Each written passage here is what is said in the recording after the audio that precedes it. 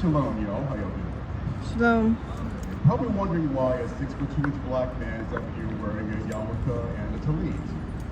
40 years ago, I'd be saying the same thing to myself as well. What are you doing? You look silly in that. I look at it this way.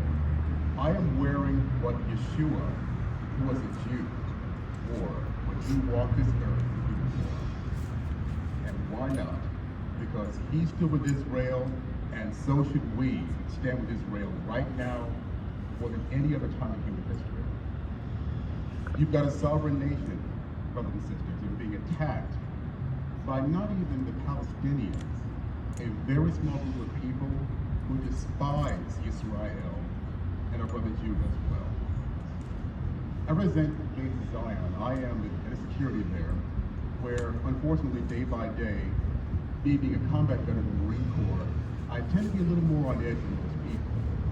Why? Because this is now a target. And we know Marines, I say, bring it on. I will defend Israel. Pick us off the target. Gates of Zion is, we don't call ourselves Messianic.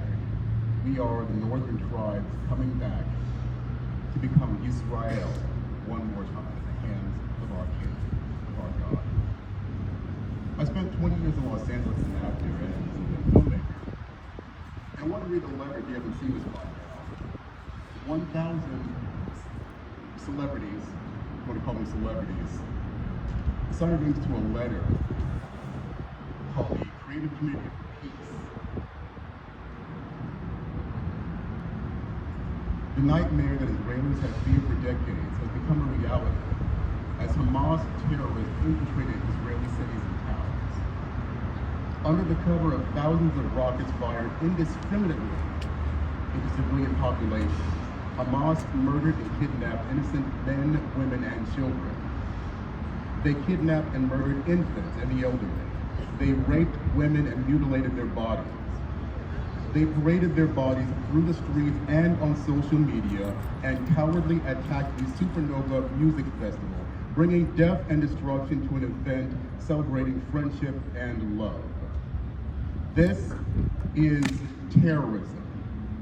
This is evil. There is no justification or rationalization for Hamas's actions. These are barbaric acts of terrorism that must be called out by everyone. They are a terrorist organization whose leaders call for the murder of Jews everywhere.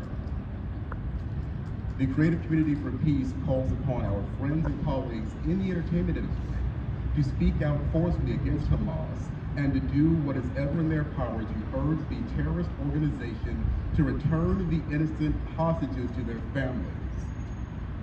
As Israel takes the necessary steps to defend its citizens in the coming days and weeks, social media will be overrun by an orchestrated misinformation campaign spearheaded by Iran. We urge everyone to remember the horrific images that came out of Israel and to not amplify or fall for their propaganda. Our thoughts are with those experiencing unfathomable levels of fear and violence, and we hope for the day when Israelis and Palestinians can live side by side in peace. I'm not going to bore you with 1,000 names that signed the document. When I read that list, a lot of people that I recognize and work with in LA, Jews, Muslims, Indians, Italians, people of faith, people of no faith, and people who recognize the gravity of what happened, the right of self-defense and determination, and yet want nothing more but shalom. Let's not deceive ourselves. This is not a young conflict.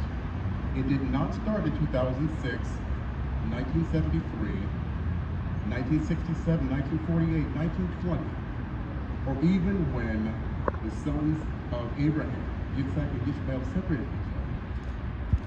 This conflict started in the garden, where the deceiver of us all helped us decide for ourselves that there is a gray area between good and evil. There isn't.